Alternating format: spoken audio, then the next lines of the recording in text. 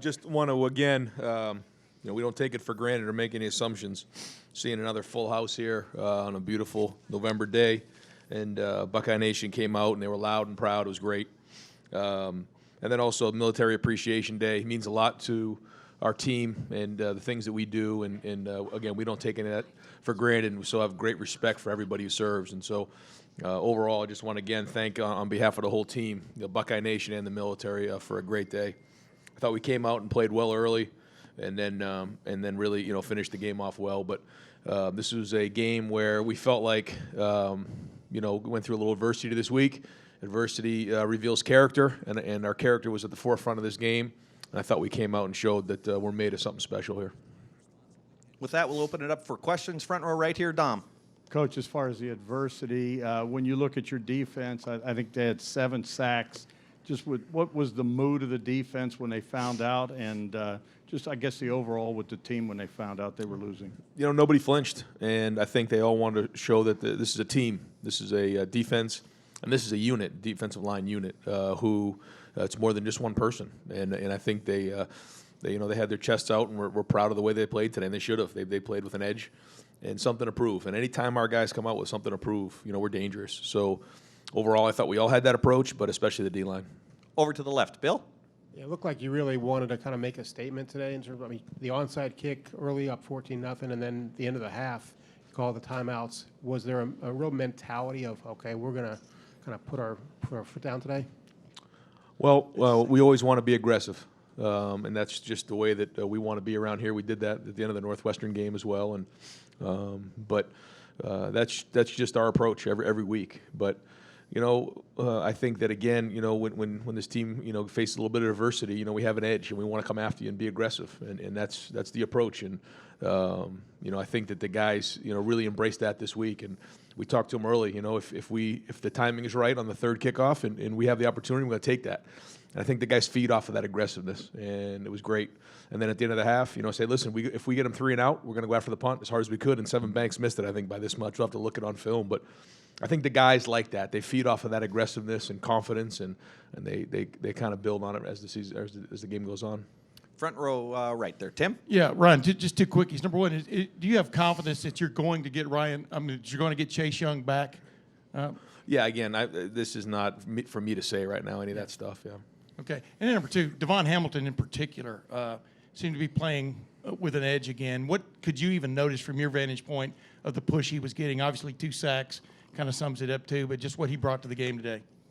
I think Devon, really has had such an impact on this whole season, but then also the game, because he's an inside presence, and when he can push the pocket, it makes all the difference in the world. And then when he does what he did today, which is just defeat a blocker and get a sack, it changes the mentality of the quarterback. And I know coaching quarterbacks, when you have a guy in your face and in your lap, and especially early in the game, you don't want to stand in there anymore. You're not looking at the coverage; you're looking at the rush.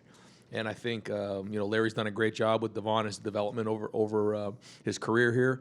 But he's one of the most improved guys on our team, and was in the offseason, and now he's playing like that. So it's great to see a guy who's developed and having great success. Far left over there, Bill. Ryan, we asked you a lot this year about first experiences, this being your first year as a head coach. You lose the best player in college football. I know you can't talk specifically about it, but how do you approach it with your team? What experiences can you draw on to make sure it doesn't have an impact on your guys? Well, this not necessarily this team, but a lot of guys in this team have been through adversity with our coaching staff, with me as the head coach, and so this isn't anything new. So our guys didn't flinch, and there was a part of it was a bunch of guys on our team like, okay, got some adversity, let's go, let's pull this thing together, let's show everybody how tight this team is and what we're really made of, and show our character. And I thought that came through today during the game. Front row right there, Austin. Ryan, when did you decide that Rashad could play both ways? We've been looking at Rashad came in as a defensive lineman, and he's been doing some really good things. And he kind of came to us a couple weeks ago, and then based on the situation, we said, let's just put him over there. And so last Wednesday, he went over and did a good job. He flashed a couple times, and so he's very talented. And moving forward, we're going to try to maybe use him in some different spots. Over to the left, Ari, please. Garrett Wilson was your leading receiver today. Seems like he just makes plays that are just physically inherent in him. I'm wondering, you saw during national championship run last year where freshmen on Clemson's team were are you starting to get a sense for this is a kid that can be a difference maker for you in bigger games that are coming down the line? Garrett's still real young, but certainly his talent is off the charts. And so I don't want to get too far ahead of ourselves with Garrett, but we think he obviously has a tremendous ceiling, and he's growing every week. He's understanding how to practice. He's understanding how to play within the offense. But I feel like his maturity level and him, it's kind of like the way Chris Olave came on late in the season as well last year as a freshman. He's kind of into that swing right now where he's got some games under his belt, and the more games we can get like this with the ball in his hands and have an opportunity to make some catches downfield. The one post got called back because of holding, so he made some plays there. But I think the big thing for him is just going to be how well do you practice, how well do you take care of the ball, what kind of discipline do you have during the week, because if he does that, then he can be as good as he wants to be. When's it okay to get carried away with him? Not right now. That's all I know. Okay, and one last other quick question. Can Blake put the ball where he put it on that onside kick pretty regularly? Like, how can you just take us through the idea of, what? Yeah, you saw I mean, it was something we saw on film and Matt Barnes saw, and we thought that we had a real shot at it, and the guys practiced it during the week, and it wasn't one of those things that was a home run every time we did it, and then, but you talk about competitive excellence, that couldn't have been executed any better. I mean, that was as clean as it could be. And it was cool to feel the excitement in the stadium. There was just something about that kick. It was like, wow. And it was executed well, and there was just like a feeling in the stadium you could feel when that was executed. And then from then on, I just felt like the game kind of went like this. So anytime you can steal a possession in any game, it's a game changer. And whether it's a block punt or something like that, you steal a whole possession from somebody, it flips the scoreboard. So we saw it, we executed it, and I thought it was well done all across the board. Front row middle, Joey? Did Chase's status at all affect guys' preparation and practices during the week, and how you guys Did what? Did Chase's status, or did that have any effect on kind of practice or preparation for the game? No, not at all. And just one follow-up: how did you think Zach Harrison did filling in? I thought he did a good job. Unfortunately, he gets that sack, and then they call the unsportsmanlike because he flexed over the quarterback, and that was a learning lesson for Zach. And we have to look at some of those penalties because that was the amount of penalties we had today was embarrassing. So we got to get that fixed. But a few of them are learning opportunities, and that was one for Zach. We brought him over, and the referee explained to him why he called that, and he didn't even realize he did it. He was so excited about getting the sack, and so it's a young guy who has to learn to play with emotion. Don't let emotion play with him, because we could have been out of that drive. That was a drive we had like 3 penalties in a row. They score on us, and in a big game that could cost us. So learning opportunities, but overall I thought just from where I saw it that Zach played pretty well. But we'll look at the film and grade him out and see if he was a champion. Over to the left, Doug? Ryan, what was your initial thought and reaction when you first heard the news about Chase, and how did you initially address it or get the news out to the team? Yeah, we were all just obviously surprised by it all, and just tried to communicate to the team the best we could when it was appropriate, and then set the plan for the week, and we're just going to take it day by day. You just have to deal with the realities, but the last time you guys played, the whole country was talking about whether Chase Young is a Heisman candidate. You guys are #1 in the country, and then this kind of thing just happens. Just what are your general thoughts about that? It does happen in college football sometimes, but just what is that reality like? Well, I don't think we overthink it. Chase is dealing with a situation that we're all supporting him with, and once we get some clarity on what's going on, then we'll deal with it from there. But until then, we focus on the team the best we can. And then one thing about football that's different than almost any other sport is a guy could roll an ankle, a guy could hurt himself, a guy could get a concussion at any point, and another guy has to step up. So it's not like you don't have the mentality of the next guy up in football. You do, and so that's what we're going to do. And we're supporting him, and he's supporting us, and we're going to get through it together, and he knows we have his back, and that's important. Second row middle, Dylan? You had your starters out to start the second half. In the past, maybe they would have played a few series into the second half. What was the decision process into that, and why they didn't play at all in the second half? We haven't played a whole bunch of football when you really think about it this year, and we had a long talk at halftime, but it's November. We still have a lot of football ahead of us, and we just thought that was the best move.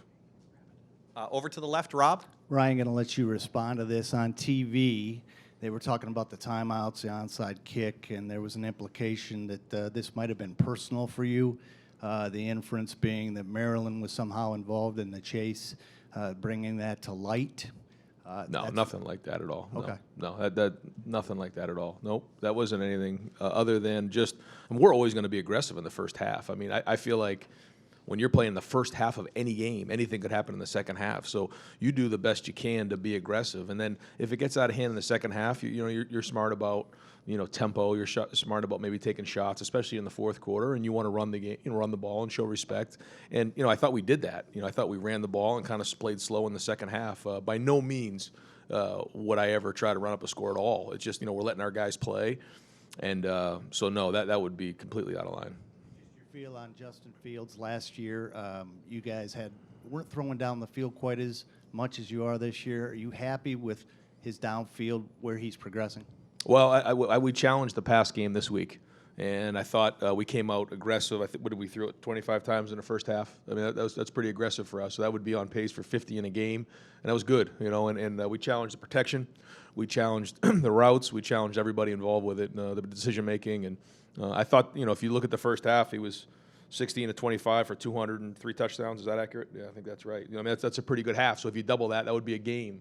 And so that's one of the things that I think, our guys, what they really are focused on is winning. They don't care about the other things, but that's one half of football. So sometimes when you look at that compared to some of the other guys throughout the country, you'd say, well, he only threw for 200 yards. I know he only played one half of football.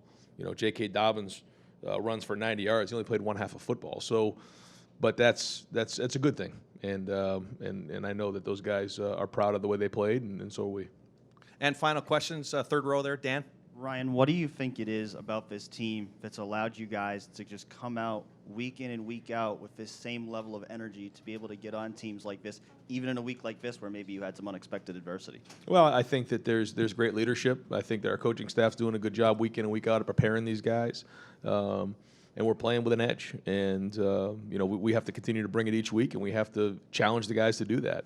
And we know what happens if you don't. If you don't bring it every week, you can really get yourself jammed up. And so, we have to make sure that we're bringing it each week. But again, I think it goes back to our leadership.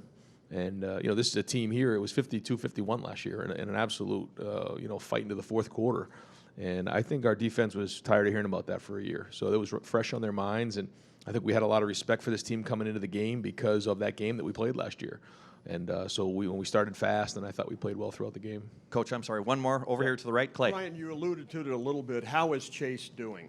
What's his state of mind right now? Yeah, he's taking it day to day, and he knows that he has the support of his teammates, and he's going through a tough time. But again, adversity, reveals character. And I can tell you right now, he's a special young man that's handling his business the right way, and we're all proud of him. Great. Coach. He practiced last week, and he'll practice this week. Yep. Thank you very much, Coach.